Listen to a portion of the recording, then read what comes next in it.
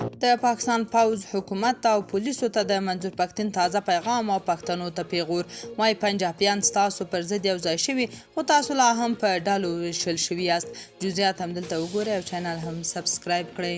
د پښتون ژغورنې غورځنګ مشر د پاکستان حکومتي چارواکو پولیسو او پوځیانو ته په یو پرانیستي لیک کې لیکلي چې د اکتوبر د 11مې جرګه د ټول پښتون ولس د امن ټینګاو او عزت برابرولو په موخه جوړیږي او د هیچا پر خلاف پکې پریکړې او سازشونه نشي کېدای. منظورپشتین له ټولو امنیتي چارواکو غوښتي چې د دغې جرګې د ګډوډولو پر ځای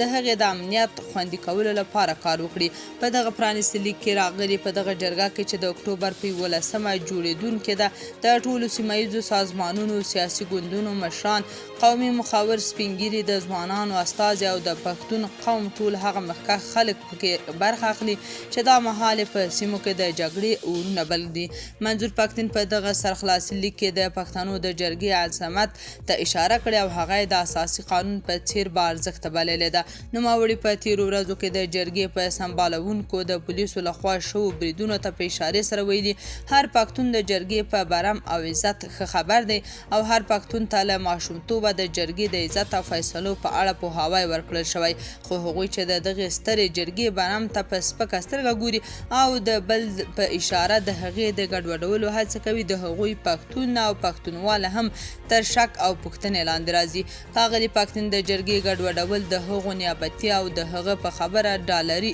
جګړې یوه برخه بللې چې له کلونو راهیسې د پښتنو په سیمو کې روانه ده خو نوموړي ډاډ څرګند کړی چې راتلونکې جرګه به په بشپړ بریالیتوب سره ترسره کیږي او په دې لاره کې د هیڅ ډول خنډونو راولاړول پایله نشي لرلی. ښاغلي پښتون له ټولو امنیتي چارواکو غوښتي چې ټول جرګوال په یوه خوله د باعزته او له امن و امان څخه ډک ژوند غواړي او موږ نورو ټولو خلکو او قومونو ته هم د باثباته او له سکونه ډک ژوند غوښتونکي موږ شرپسنده نه یو. موږ له دغو ځواکونو هم غوښتنه کوو چې نور پر پښتنو رحم وکړي او ظلمونه بند کړي. د لیک په یوه بله برخه کې د پښتون ژغورنې غورځنګ مشر ګوتڅنډنه کړې او لیکلي دي که چیرته بیا هم واکمن نظام زموږ د سوله ییزې جرګې پر وړاندې خنډونه جوړوي او موږ له خپلو حقونو بې برخې کوي که په راتلونکي کې زموږ د ځوانانو له غبرګون سره مخامخېږي نو پړه به د دوی په خپله غاړه وي. د لیک په وروستۍ برخه کې له پاکستاني چارواکو او امنیتي ځواکونو غوښتل شوي چې د کرکې پر ځای